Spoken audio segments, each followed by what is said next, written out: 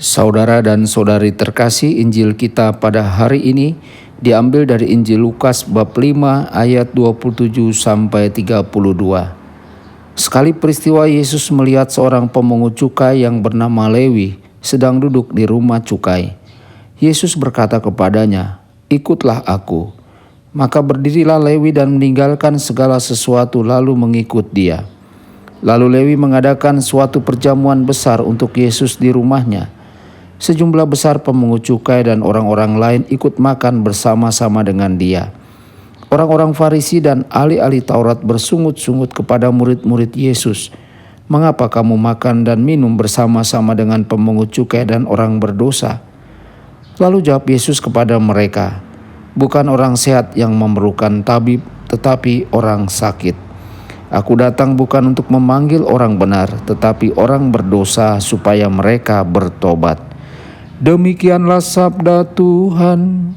Terpujilah Kristus.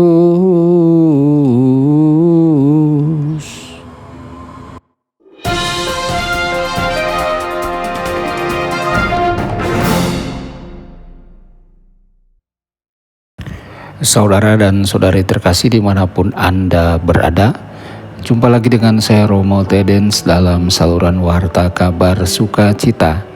Semoga Anda semua dimanapun berada senantiasa dalam keadaan sehat dan bahagia.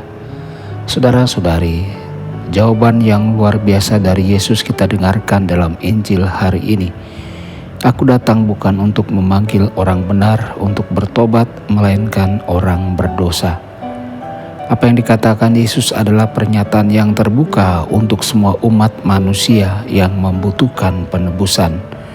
Pernyataan Yesus ini adalah penegasan yang menunjukkan kepada kita bahwa Tuhan kita tidak bersifat eksklusif. Yesus telah datang untuk semua orang berdosa, dan Yesus menyampaikan kepada semua orang panggilannya untuk bertobat dan diubah oleh kasih karunia-Nya. Hal ini menunjukkan kepada kita bahwa Yesus ingin menjangkau semua orang dan mengampuni semua orang. Yesus tidak seperti kita yang sering membeda-bedakan orang dan menyimpan dendam. Ketika seseorang berbuat dosa lebih banyak, Yesus melakukan upaya khusus untuk menjangkau orang itu dan menawarkan pengampunan dan anugerah-Nya. Saudara-saudari, sungguh teladan yang patut kita contoh ketika kita mengalami saat-saat sulit dalam berurusan dengan sesama kita. Yesus mengajari kita kesabaran. Yesus mengajarkan kita bahwa kita harus mengasihi dan membangun jembatan setiap kali ada kesempatan. Saudara-saudari, Yesus memberikan teladan dan mengutus kita untuk menginjili orang-orang yang tidak mengenalnya atau yang menyakitinya dengan sadar atau setengah sadar atau bahkan tanpa sadar. Yesus memanggil kita untuk mengampuni sesering yang diperlukan. Kita perlu belajar bagaimana mesti memaafkan di tengah dunia ini. Injil kali ini mengingatkan kita pada kisah wanita pezina yang dibawa ke hadapan Yesus. Hukum Musa sudah jelas, namun Yesus tahu bahwa ada sesuatu yang harus diubah agar manusia dapat mencapai surga. Dia tahu bahwa hanya pengampunan dan cinta untuk semua orang yang akan menyatukan semua orang di surga. Yesus tahu semua orang telah berdosa, dan karena itu mereka tidak dapat menghakimi orang lain tanpa secara tidak langsung menghakimi diri mereka sendiri.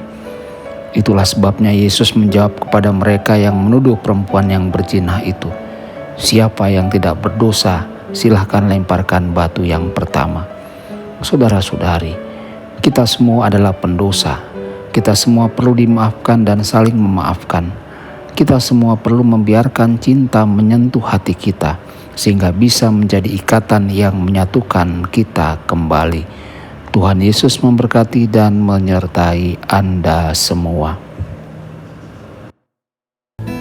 Sabda Allah adalah kebenaran.